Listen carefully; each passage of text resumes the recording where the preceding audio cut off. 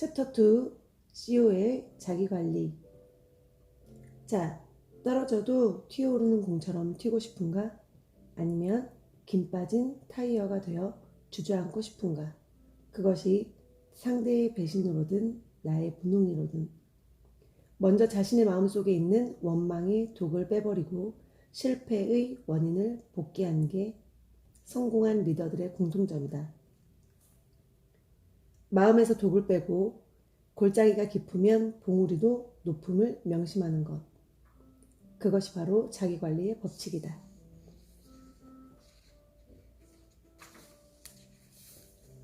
13번째, 스트레스는 보약이다. 스트레스를 처리하는 능력이 삶의 기술이다. 마르셀 마르소. 겨울 오징어잡이 처리되면 서해안 안면도에 종종 가곤 한다.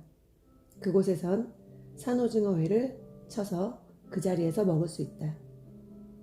별 양념도 없이 풋고추를 숭숭 썰어 넣고 초고추장만 버무려 먹는데도 별미이다. 이곳에선 생오징어를 서울에 보내는 광경도 심심찮게 볼 수 있다. 여기서 신기한 이야기를 들었다. 서울로 배송하는 오징어 박스에 꼭 작은 참게를 한 마리 함께 넣는다는 것이었다. 궁금해서 그 이유를 물어보았다. 관계자의 말이 오징어가 서울에 갈 때까지 살아있기 위해서란다. 오징어의 성질이 장난이 아니란다. 그래서 물 밖으로 나오면 제풀에 못 이겨 그만 빨리 죽어버린다는 것. 하지만 참게와 함께 배송하면 물리지 않으려고 바둥대며 도망치는 사이에 자신의 성질도 잊고 산채로 도착하게 된다. 참게에 물려 죽는 오징어는 할 수 없지만 거의 모든 오징어가 살아남게 된다는 것. 스트레스를 롤러코스터처럼 즐겨라. 많은 사람들이 스트레스에 머리를 싸매고 만병의 원인을 스트레스로 돌린다. 하지만 우리가 일상에서 겪는 크고 작은 스트레스도 바로 오징어 박스에서의 참게와 같은 역할을 한다. 각자 일상의 스트레스에 쫓기기도 하지만 그 스트레스 덕분에 삶은 탄력이 생긴다. 현악기의 줄이 늘어졌을 때 새로 조율하는 것처럼 스트레스는 삶의 긴장과 탄력을 준다. CEO들이 말하는 스트레스 대응 자세에서도 바로 오징어와 참게 이야기가 같은 측면을 발견할 수 있다. 그들은 마치 오징어가 참게 덕분에 서울까지 살아서 갈 수 있는 것처럼 스트레스를 삶에 긍정적으로 활용한다. 그들은 자신이 스트레스의 전원을 끊는 순간 삶의 재미도 사라진다는 것을 본능적으로 깨닫고 있었다. 인터뷰에 보면 스트레스를 스트레스로 여기지 않기 때문이었다. 스트레스가 머리끝까지 찰 때가 많지만 삶의 과정이니 받아들일 수밖에 없다고 생각한다는 CEO가 많았다. 너무 힘들 때면 이 스트레스를 넘어섰을 때의 환희를 상상한다는 내용의 대답도 많았다. 어떤 CEO는 자신의 경우는 성격상 스트레스를 즐기지만 모든 사람이 그럴 수 있는지는 의문이라는 나름대로의 설명을 친절하게 붙이기도 했다. 최근 주가 하락으로 어려움을 겪고 있는 C 사장을 만났다. 인사말로 사장이지만 사실 월급 조금 덜 받고 더 받는 차이밖에 더 있나? 셀러리맨 사장으로서 스트레스를 받을 때면 그만두고 싶지 않느냐? 고 농반진반 위로의 말을 건넸다. 직원 수십 명과 그에 딸린 가족들까지 생각하면 머리가 아플 것 같다는 말을 덧붙이면서 인사말처럼 했는데 시 사장은 정색을 하고 대답했다.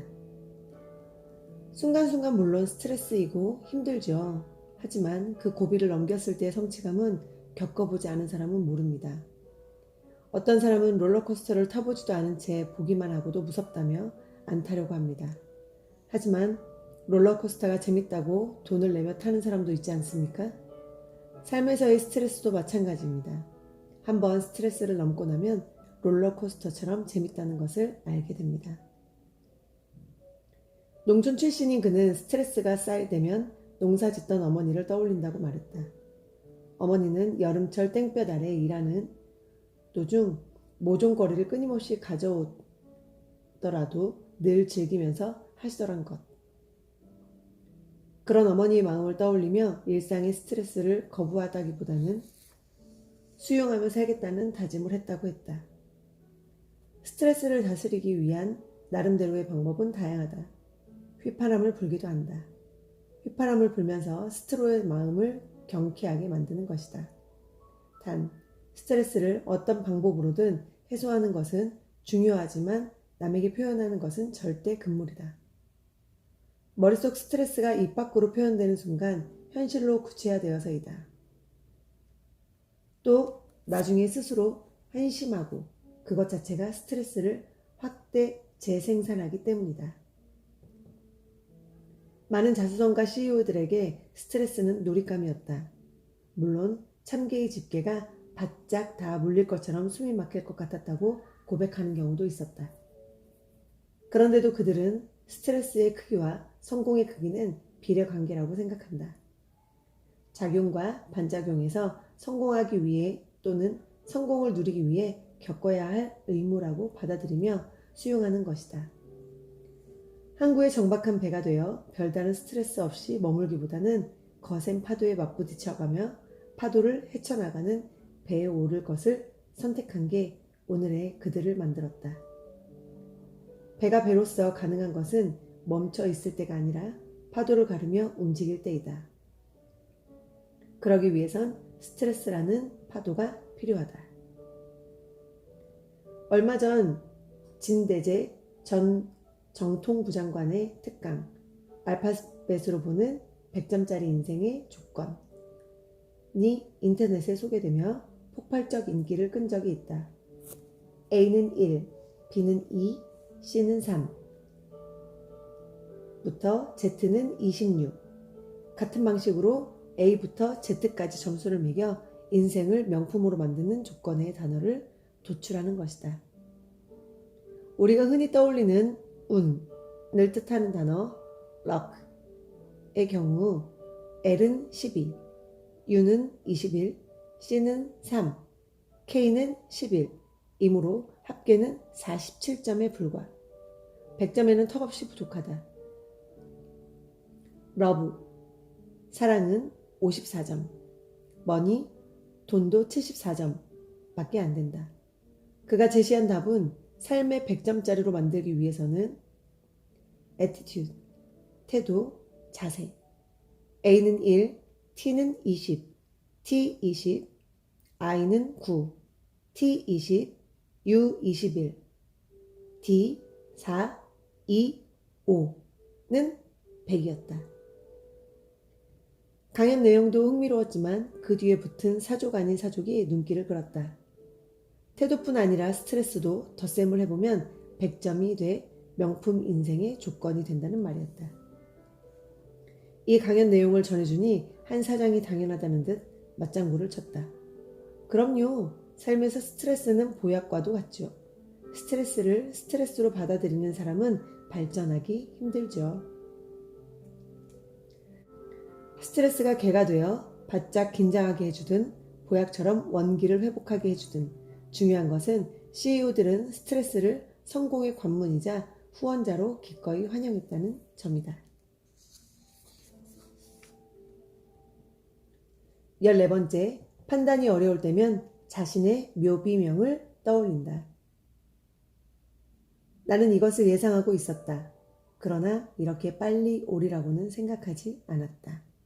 어느 묘비명.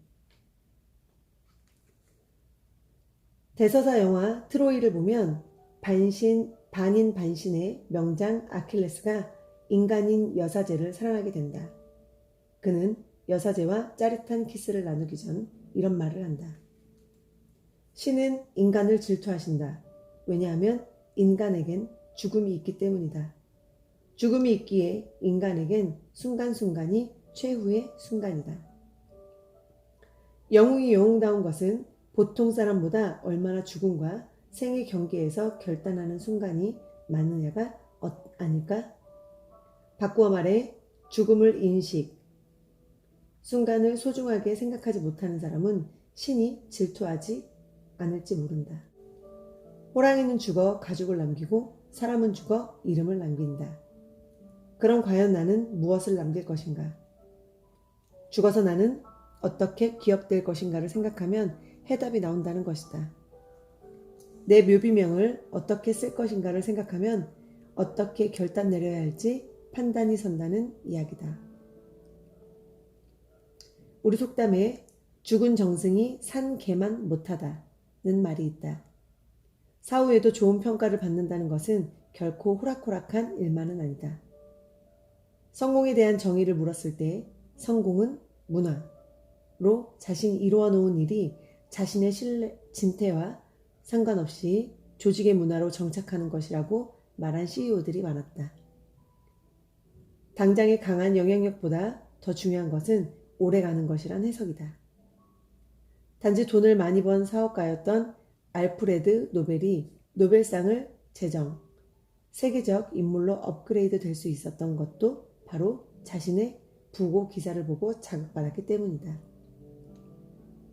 성이 같은 형의 죽음을 노벨로 착각한 한 프랑스 기자가 오보를 내부고 기사에 죽음의 사업가, 파괴의 발명가란 제목을 뽑았던 것. 자신의 부고 기사를 살아서 보는 가상 체험 덕분에 그는 삶을 재설계, 새로운 이력서를 써나갈 수 있었다. 생뚱맞은 이야기만은 아니다. 성인이신 공자마저 삶을 잘 알지 못하는데 죽음까지 미리 이야기할 필요가 어디 있겠느냐고 말씀을 하셨지만 죽음 그 이유를 생각하며 삶을 사는 태도와 현재의 삶을 목매느라 영원한 가치를 포기하고 발밑만 보고 사는 태도는 많은 차이가 있다. 작은 욕심을 버리고 큰 욕심을 취하라.